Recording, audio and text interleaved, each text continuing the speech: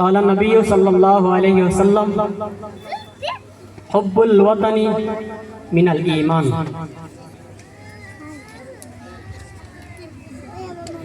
সম্মানীয় আমার Hatipara excellent senior secondary স্কুলের আমার অধ্যক্ষ সাহেব আর আমার সম্মানীয় মহতরম মুআজ্জাজ উস্তাদ সকল আর আমার বাইদু সাহেবা সকল আর আমার অতি মৰমৰ ছাত্ৰ ছাত্ৰী সকল আৰু পিছফালে বহি থকা আমাৰ মুৰব্বী সাহেব সকল মই পোনপ্ৰথমে তোমালোকক ক'ব বিচাৰিছোঁ তোমালোক সকলোৱে ভালেই আছা আলহামদুলিল্লাহ আলহামদুলিল্লাহ ক'ব লাগে আলহামদুলিল্লাহ আমি জানো আজিৰ যে দিনটো আজি পুৰা ভাৰতবৰ্ষত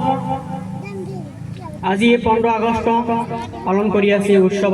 পালন কৰি আছে মই সৰ্বপ্ৰথম ফাৰ্ষ্টলি মই এটা শ্বেৰৰ দ্বাৰা শায়ৰীৰ দ্বাৰা মই মোৰ বক্তব্য আৰম্ভ কৰিব বিচাৰিছোঁ ए वतन ना तेरा है ए वतन ना मेरा है ए वतन हमारा है ए वतन ना तेरा है ना मेरा है ये वतन हमारा है हम सब देशों से अच्छा है हिंदुस्तान हमारा सारे जहां से अच्छा सब एक साथ बोलना सारे जहां से अच्छा हिंदुस्तान हमारा सारे जहां से अच्छा আমার নবী সাল্লাল্লাহু আলাইহি সাল্লামে কৈছে যে নিজৰ ওতনক নিজৰ দেহক মহব্বত কৰা আমি যে দেহত থাকো আমি যে জায়গাত থাকো সেই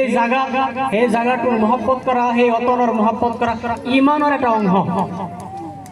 যে জায়গাত যে নিয়ম সেই নিয়ম অনুযায়ী নিয়মটো যদি কোৰআনৰ উল্টা হয় এটা নহয় দেশ দেশৰ যে নিয়ম আছে সেই দেহক সন্মান কৰা ইজ্জত কৰা এটা এটা ইমানৰ অংশ আজি আজি আমাৰ অধ্যক্ষ সাহেবে মোক অলপ সময় ক'বলৈ মোক সুযোগ সুবিধা দিছে মই তেওঁক অন্তৰৰ পৰা মই ধন্যবাদ জনাইছোঁ আৰু আমাৰ উপস্থিত থকা সন্মুখত মোৰ ভাই বন্ধুসকল আমি জানো এই দেশখন যে আমাৰ আজাদ হৈছিল এই দেশখন যে আমি ইংৰাজৰ গোলামীৰ পৰা আমি দাসত্বৰ পৰা আজাদী লৈছোঁ আজাদী লোৱা নাই আজাদী তাৰ পৰা আমি কাঢ়ি লৈছোঁ সিহঁতে এই দেশত আহি ইংৰাজসকল আমাৰ এই দেশত আহি আমাৰ ওপৰত যি অন্যায় অত্যাচাৰ কৰা আৰম্ভ কৰিছিল সেই অন্যায় অত্যাচাৰৰ পৰা বাচিবৰ কাৰণে আমি হিন্দু মুছলিম সকলে যিমান ধৰ্মৰ মানুহ আছে সকলো ধৰ্মৰ মানুহে আমি মিলি এই ইংৰাজসকলক আমাৰ ভাৰতবৰ্ষৰ পৰা আঁতৰাই দিছিল আমাৰ সকলোতকৈ বেছি আমাৰ মুছলমানৰ যি অৱদান হিন্দুসকলৰ যি অৱদান সমান অৱদান কিন্তু আমাৰ বুৰঞ্জীৰ পৰা আমাৰ তাৰিখৰ পৰা আমাৰ যেসকল আমাৰ মুছলমানৰ মাজত যেসকল ব্যক্তি শ্বহীদ হৈছিল সিহঁতৰ নাম আমি বহুত কম পাওঁ 1857 চনত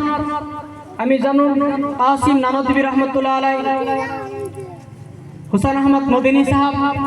সিহঁতসকলে দেহৰ কাৰণে কিমান কষ্ট কৰিবলগীয়া হৈছিল আমি জানো উত্তৰ প্ৰদেশত এটা জায়গা আছে শামলি জায়গা কানপুৰ জায়গা বুলি কয় উত্তৰ প্ৰদেশত সেই জায়গা पूरा 3 किलोमीटर रास्ता हमार आलिम उलामा उल्टा पैर बांधी हमार पाव उल्टा पैर बांधी गছত ওলমাই দিছিল আৰু তাত জব কৰিছিল আৰু ফাঁসিৰ ফান্দাত লটকাইছিল সিহঁতৰ ত্যাগৰ বিনিময়ত সিহঁতৰ কষ্টৰ বিনিময়ত সিহঁতৰ স্যাক্ৰিফাইসৰ বিনিময়ত আজি আমাৰ দেশখন আজাদ হৈছে এই দেশখন আমি স্বাধীনতা পাইছোঁ নহলে আজি আমি এই লেবাস পরিধান কৰিব নোৱাৰিলেহেঁতেন নহলে আমি মসজিদত নামাজ পঢ়িব নোৱাৰিলেহেঁতেন আমি মাদ্ৰাসাত পঢ়িব নোৱাৰিলেহেঁতেন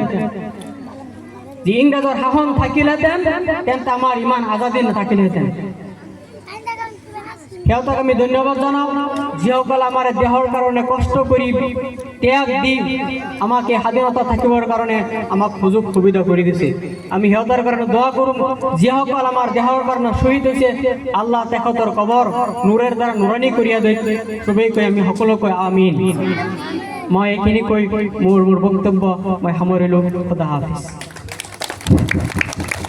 অশেষ ধন্যবাদ আমাৰ হাতীপাৰা গাঁও পঞ্চায়তৰ